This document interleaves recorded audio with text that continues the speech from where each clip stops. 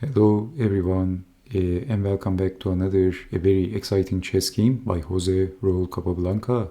And thank you so much for joining and taking your few minutes to watch this chess video. So this was from a chess Simul, a 40 board chess Simul from England, and his opponent was Holman Brooke, an unknown chess player from England, Mr. Brooke. He had the black pieces, so this chess game was played in Bradford in England. So this was a pretty large chess Simul, a 40 board chess Simul of Capablanca from 1919, when Capablanca was basically when he was at his peak in 1919. So but actually this is a very interesting chess game, and you will know better after the end of the video. So let's begin and let's see what happened in this chess game. So we have d4, d5, knight to f3, and we have the queen's gambit declined.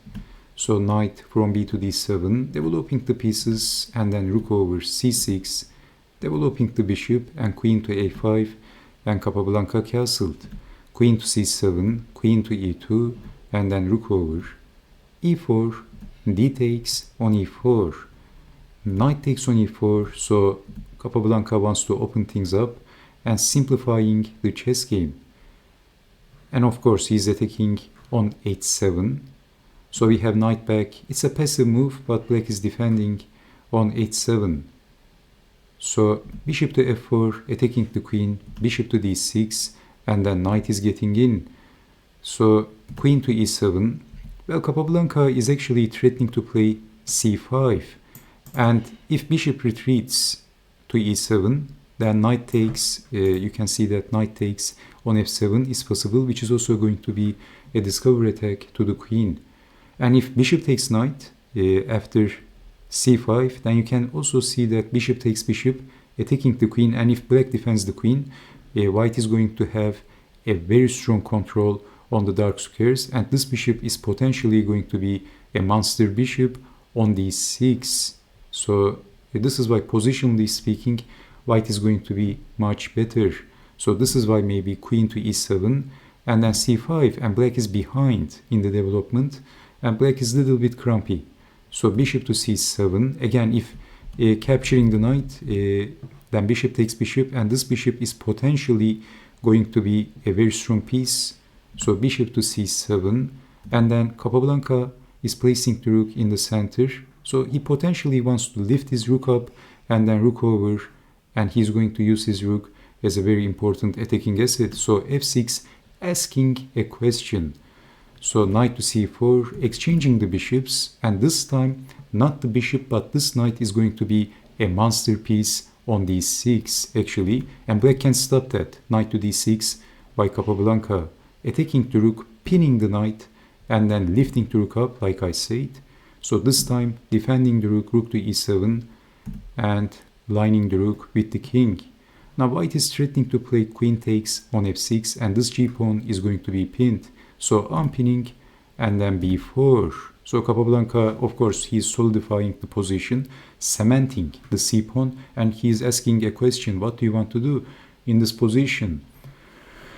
Now black has two serious problems in this position. The second problem is his biggest problem. But first things first, the first problem, he actually has an inferior position. White has a monster knight, and because of the backward pieces, you can see the knight and the bishop, black is crumpy, and white is much more active and ahead in the development. So the second problem, the biggest problem for black, he's playing with Capablanca. That's the biggest problem. And as an unknown chess player, of course, playing against one of the strongest chess players of all times, that's automatically going to make that is automatically going to make you the underdog in this chess game. So black is the underdog, and maybe because of that he played not a very good move, e5, and then d takes on e5. So this is also giving some positional advantage to white, because black can't capture with the pawn queen takes knight, checkmate. So rook takes on e5 and then rook to f3, queen to e7. Now can you see white's threat? Let's play a random move. What would you do if you had the white pieces? Okay, queen takes rook, of course, and you can't take the queen because you're going to get checkmated. So this is the threat. Black has to address that, queen to e7, and then lining the queen with the king. Now, this is a pretty interesting chess game because, as we know, Capablanca was one of the most accurate chess players of all times, especially for that time period. But in this position, actually, Capablanca missed the best move. He played queen to h4. Now, I'm asking you, what would you do if you had the white pieces in this position? Can you guess the best move for white? Let me give you a few seconds. If you want, you can also pause the video and try to guess the next move for white, which is a very simple move. And that wins instantly, actually.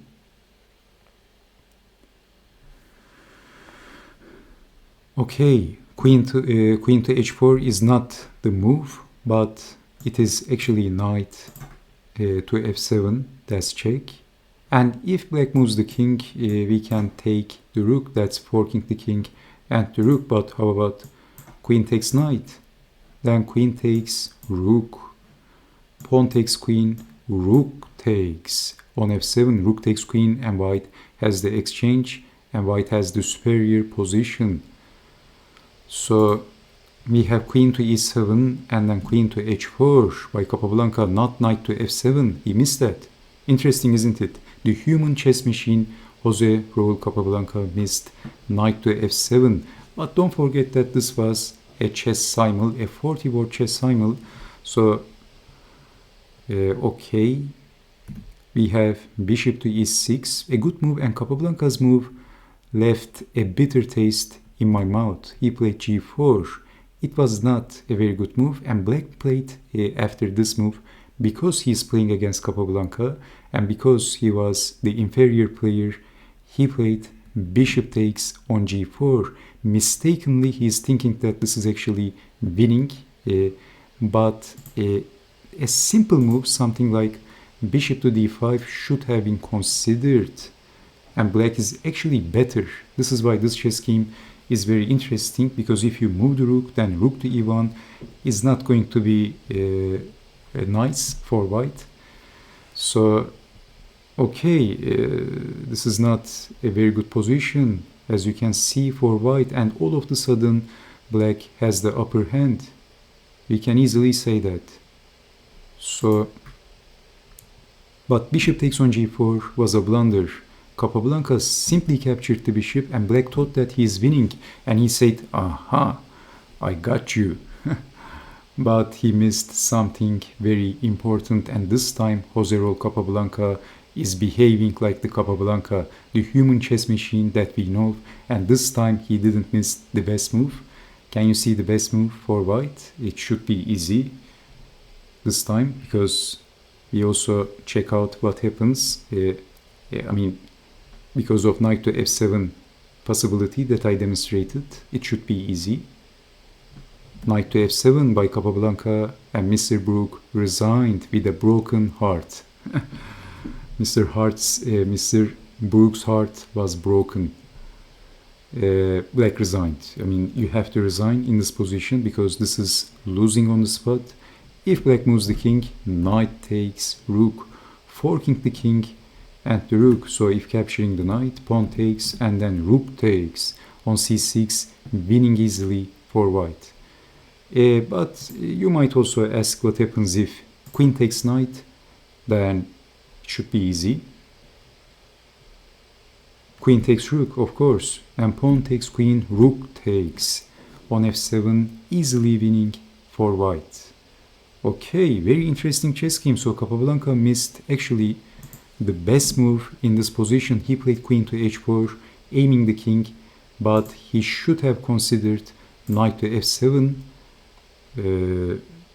forking the king and the rook. So knight takes, easily winning for white. And if queen takes knight, then queen takes rook, and this is winning. Capablanca missed that, but this time he didn't miss that for the second time because his name is Jose Raul Capablanca, and he's not going to miss the same thing twice as one of the most accurate chess players of all times. So knight to f7, and that's all she wrote. So okay, so thank you so much for watching, and I hope to see you next time. I told you that this was a very interesting chess game, isn't it? So we know how exactly Capablanca was thinking in this chess game, and we also know that he actually made a very interesting mistake as one of the strongest, one of the most famous world chess champions of all times. So thank you so much for watching, and I hope to see you next time. Take care and bye bye.